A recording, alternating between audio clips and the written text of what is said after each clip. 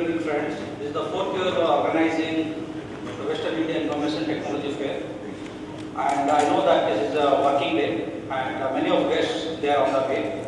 So we'll wait keep the health of the event going to start on time. It is already half an hour late.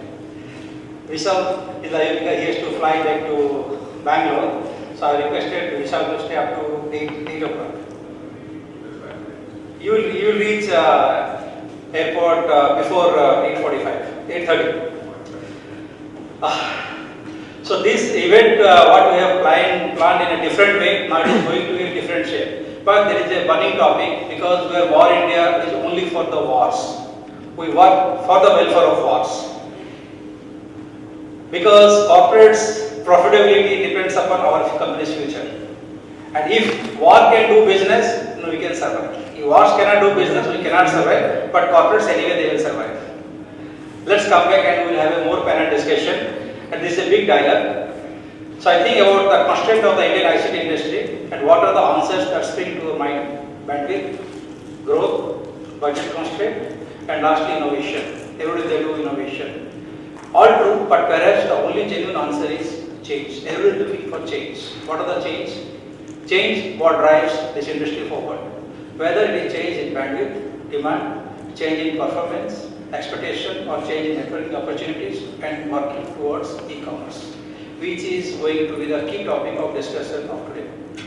In the above context, if you are thinking of business to business, B2B e-commerce, you undoubtedly the golden opportunities serving the global on-time marketplace. I suppose most business analysts would agree to this point. With such rich clarity, e-commerce is gradually growing as B2B sales channel. But even then you would find several business to consumer stores selling directly to other business or even acting as a wholesale distributor. Besides simplifying shopping experience by making products easy to order online, B2B online, merchants consider salesperson who contact the customers as the crucial and the best marketing vehicle. Well, e-commerce is nascent in India, but growing at a furious pace, estimated 88% in 2013, reached us to $16 billion. So tension between online and offline retailers have been simmering for a while, but it come to the fore last month when Lenovo posted this advisory on its website. E-commerce websites like Flipkart, Snapdeal, and Amazon India are not authorized Lenovo resellers. I think this is the first step taken by any IT major, Lenovo. I have requested Amar Babu to present this event, but unfortunately, again, he is bound with the corporate policy. He has to travel for this headquarters traveling. But in some event, we will call him. And here we have many IT associations, those who are working for the welfare of the wars. They are among with us. We will have a good discussion in the panel.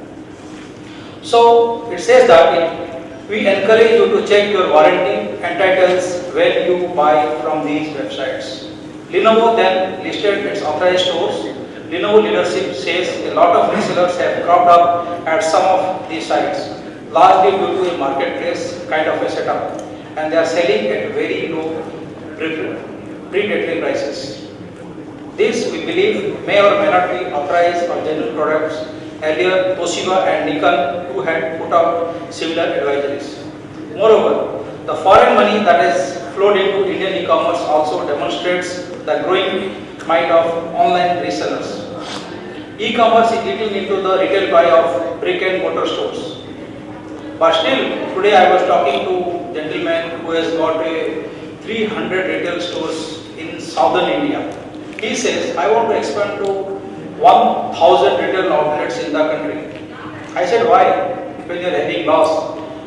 But still I have my own customer where I can give service to them. Still I will continue with the 1,000 retail outlets.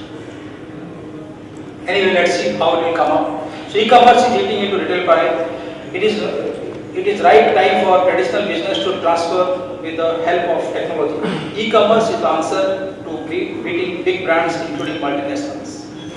Successful business not only respond to their current customer or organizational needs, but often anticipate future trends and develop an idea, product or service that allow us to meet this future demand rapidly and effectively.